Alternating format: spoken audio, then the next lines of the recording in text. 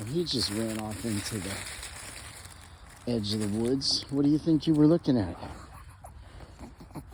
Yeah, there's nothing.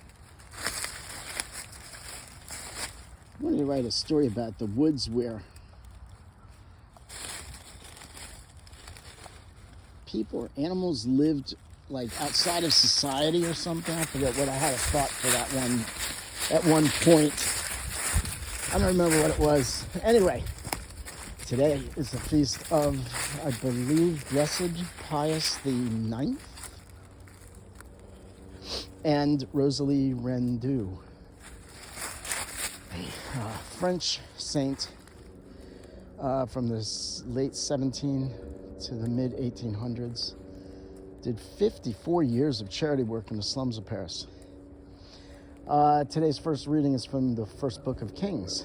It is the story of when the Queen of Sheba comes to visit Solomon to ask questions. Oh, look at all these birds. What's going on over there?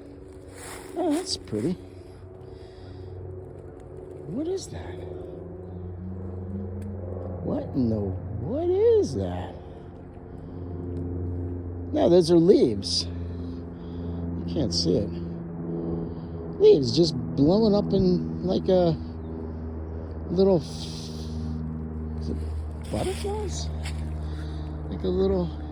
Like butterflies. What the heck was that? That's odd. They look like butterflies. They look like leaves just kind of floating on their... What is that?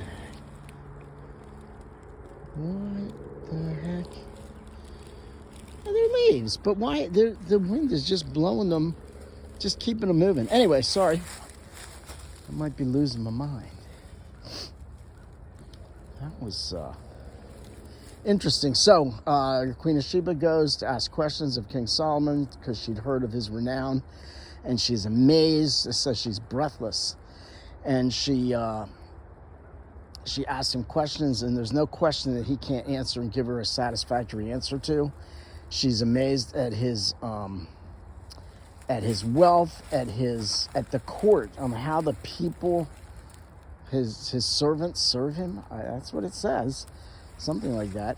And she gives him, 120 talents or something of gold. She gives him spices, more spices than anyone had ever received. She gives him something else. Gold, spices, and something else. And she says, surely your God is the God. And then in the gospel, we're in the Gospel of Mark chapter 7 now, verses 14 to 23, I believe. And Jesus, oh dear. No, Gus. What happened? Oh man, Jesus. It was Jesus and those disciples. He says something. What goes into the body can't defile because it just comes into the mouth and out the stomach, or in the stomach and out the back. And so that can't defile you. But what comes in, I guess, basically into your heart. Evil. Violence, jealousy, envy, lasciviousness, whatever that is, licentiousness. Got to look that one up.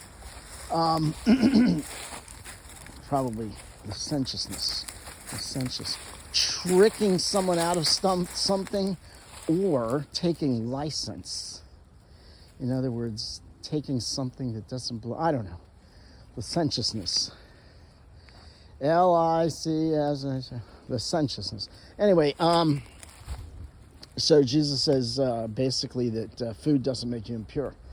So does that counter the kosher laws now? Wait, but Jesus came not to change any of the laws, or what? Okay, no. Anyway,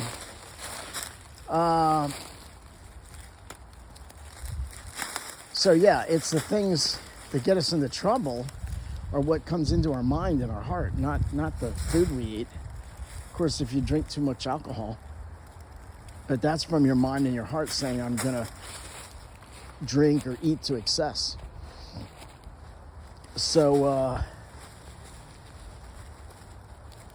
yep, today, don't eat or drink to excess. Don't envy. Don't be licentious. Don't be any of those things that Jesus says. And don't worry about what you eat. Although we're going to be in Lent soon, so we're all going to fast, right? We're going to take some time to deprive ourselves so that when sin comes, we can because sin usually looks good, right? Sin doesn't look bad. You don't look and see something or want to do something because it's going to hurt you or because it's going to hurt. You think it's going to be good or pleasurable or whatever. That's why the sin looks attractive. So when we fast, it'll help it gives us control over our body. So when something looks good or a sinful thing comes up, we can say no. Okay? So let's do that. Let's continue to ask the saints to pray for us. Blessed Pius the Ninth, and Saint Rosalie Rendu, and continue to pray for the souls in purgatory.